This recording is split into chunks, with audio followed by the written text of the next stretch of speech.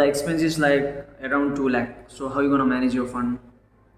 Right. So currently, I'm looking to raise funds through a fundraising platform, and I believe you can include the link to my fundraiser in the description box. Yeah, exactly. And also because I've done a couple of internships, and we discussed about how important it is to stay creative even in your internship application, because as the world knows that a recruiter Okay, so you will be representing your country, right?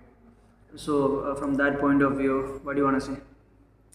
I just want to say that How if much? you help me make it through this conference, I surely won't let you down, and I will represent India in the most possible manner and give all the success and dreams to our country back. Hi guys, once again welcome back to our channel guys. This is me Ranjith and today with a new podcast. So in today's podcast I have a guest Joseph. So he's my classmate and in this podcast we're gonna talking about his campus life and he's been selected for a HPR conference in Harvard. So we will be mainly talking about that stuff and how he got there and what all things that he gonna do. And if you are new to this channel guys, please subscribe and hit the bell icon. So enjoy the podcast of Ranjith Bohara.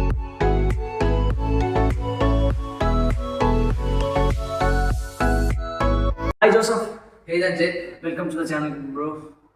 thanks man, my pleasure. How's your day been? Yeah, my day is quite good. And what about yours? I'm very excited to see how this goes along. So it's really a blessing moment for me to have you in my podcast. So talking about your campus life, how is your campus life going?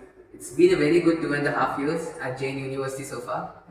Looking forward to what can happen in the last 4 months and seeing what I can do and bring the best out of this. Bro, talking about internship, Right. how do you go? How do you get your first internship? So my first internship was with 1%. It's an edtech startup where I worked on promoting their mobile applications. Yeah. And I found out this internship on LinkedIn. And I'm very grateful to the team for giving me the first opportunity, because your very first internship opportunity is very crucial as to how do your further opportunities come to you. So when did you do that? In which semester? This was in January of 2021. Okay. Right after celebrating my Christmas at my native, I came in, and ever since then have worked at least 5 internships so far. Oh, till now you have done 5 internships. Yes, that's right. So in which field? So I started from mobile application promoting, something related to marketing, moved into human resource, Okay. then in social media marketing, and then finally worked as an investment associate lately at Redon, where I got to interact with startup founders and help them raise funds from investors. So overall, you have got experience in finance, marketing, HR, everything, right? Yes. So among these all, which one you prefer more? All of them have been great, Yeah. because from the first internship I understood how do I provide value to users, because as an edtech startup you had to let the world know that this application is going to help you learn programming languages, because it was a startup giving programming languages tips. To the human resource internship I learned how to interact with people, because I've been a very ambivert, or you can even say introvert child, getting to continuously speak with people, and I've been responsible for 50 recruits at Zamit Info Labs when I worked as a HR intern. So this helped me understand more about people and gauge what are the crucial, habits and attitudes in a person which will make them the successful intern at the company. And after that, when I worked at Zimrat as a growth marketing intern, I got to interact with influencers and understand how that part of world works, because the creator economy is exploding, and I'm grateful to have played a role in that. And after that, I also did a PR internship where I worked on a Grand Prix badminton league. It's a league which happened for the Karnataka's top players in badminton, and I got to write articles which were even edited and included in Deccan Herald and Hindu. And after that, lately at Redon, I've also got to work with startups and focus on my very weak part, which is finance.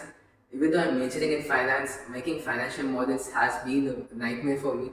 But with the help of team at Redon, it has become very comfortable, I would say now. Okay. What all things you find? What all things you find change in yourself before and after doing this lot of internship? I've become more risk-taking, because especially I would say from my growth marketing internship as well, that I got to work on a lot of creative ideas. which otherwise would have been explored by me to see my creative side.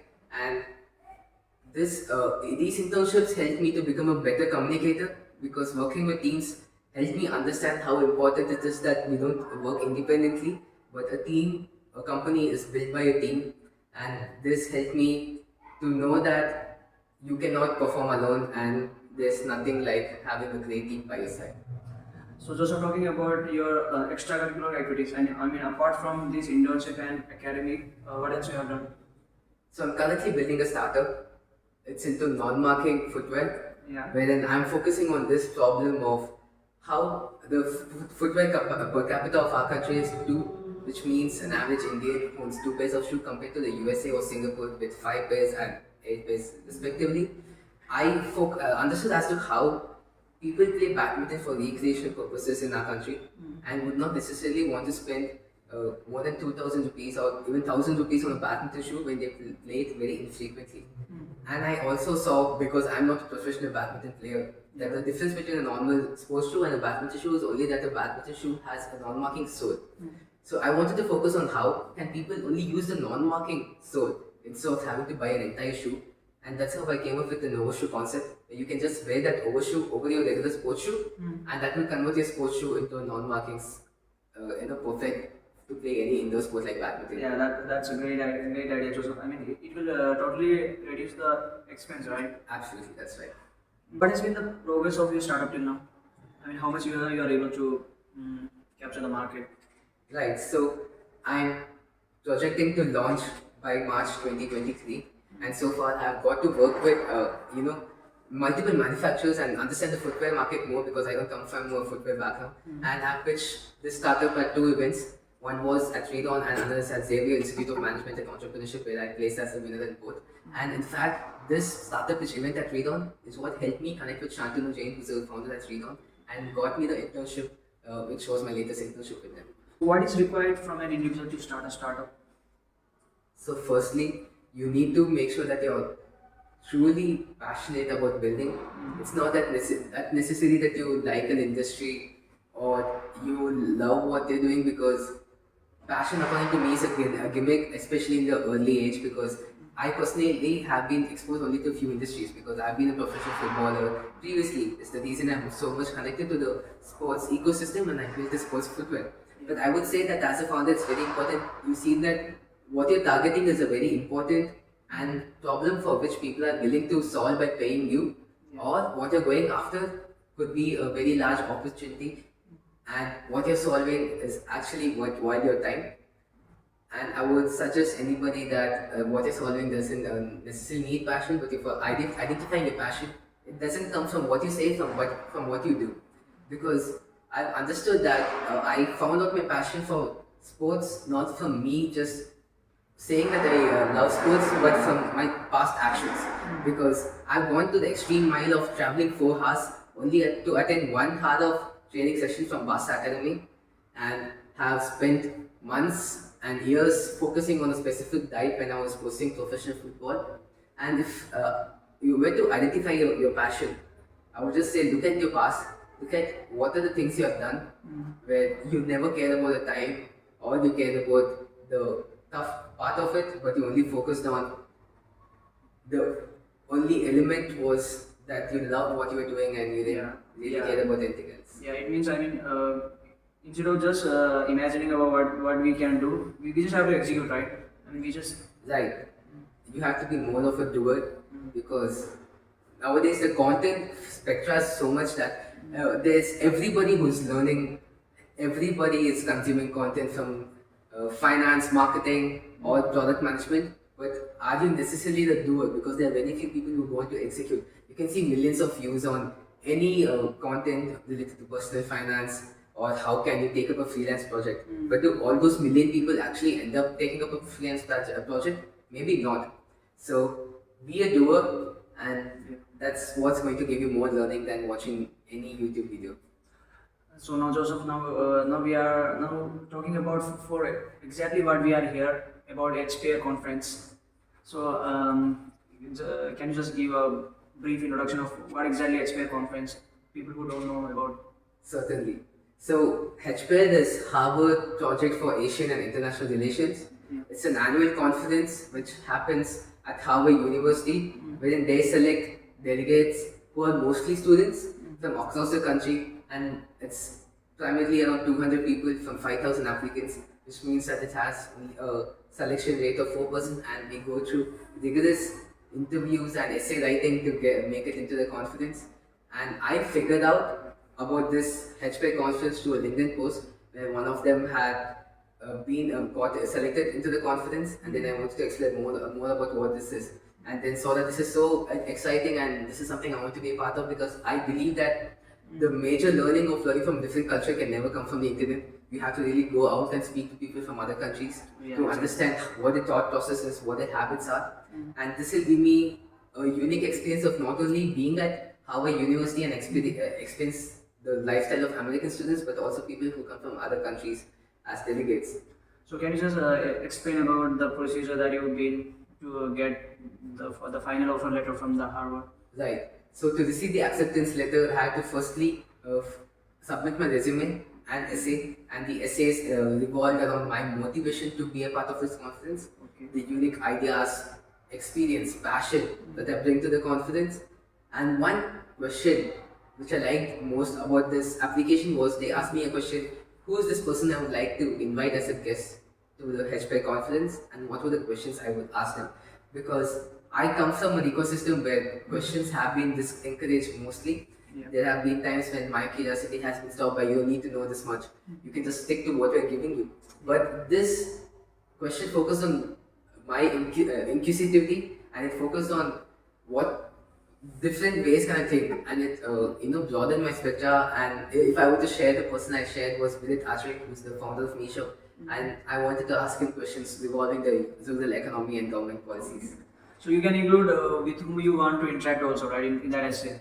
Yes, that was just a way for HPR to know and collect different ideas from people and perhaps invite them itself as a guest. And I actually can end up asking Vidit Ashrik this question.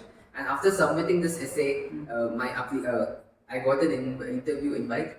After how many days you got? The interview invite took me around 3 weeks. 3 weeks? Yes. Okay. Because they get around 5,000 applicants, so it takes them time to really decide who is this person they want to bring into an interview.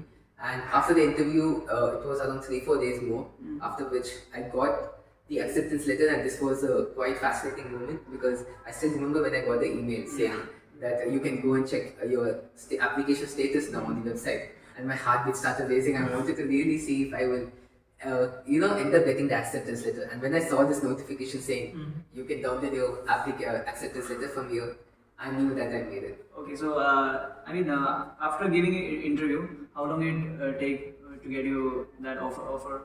Just 3 to 4 long days. And okay, so once you gave interview, then again it took 4 days. Yep. So how was your interview? I mean, So the interview was all about yourself. It's all about they want to understand why would I want to be there, and how can I contribute to the conference, and not only have my own takeaway, but I'm also making an impact by being in the conference. Okay, so you will be going to USA, right? Yes, it's happening in Boston from February 17th. February 17th. So now only what else remaining? Only a visa process. Yes, that's right. So currently, after receiving the acceptance letter, I've applied for the B2 visa as suggested by HPR, and looking forward to when my appointment time is, because it said that the appointment time is on 999 days in Chennai Embassy. Okay. Hopefully, I get to do it early with an emergency request, because the conference itself is happening on February 17th. How much is costing overall from here to there, and for how long it is taking? Right, so the conference is from February 17th to 19th. I would have to fly at least by 15th night or 16th early morning. Yeah. And the travel cost to and fro would be around 1 lakh.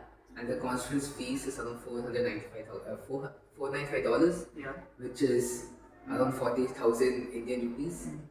And then there's this accommodation and stay, food, which will come approximately to 50 to 60,000. Okay, so total on an average, how much? It will be around 2 lakhs. 2 lakhs. Yes, that's it. So how excited you are for going this conference? Very much, because being part of this community where they are done a very rigorous selection.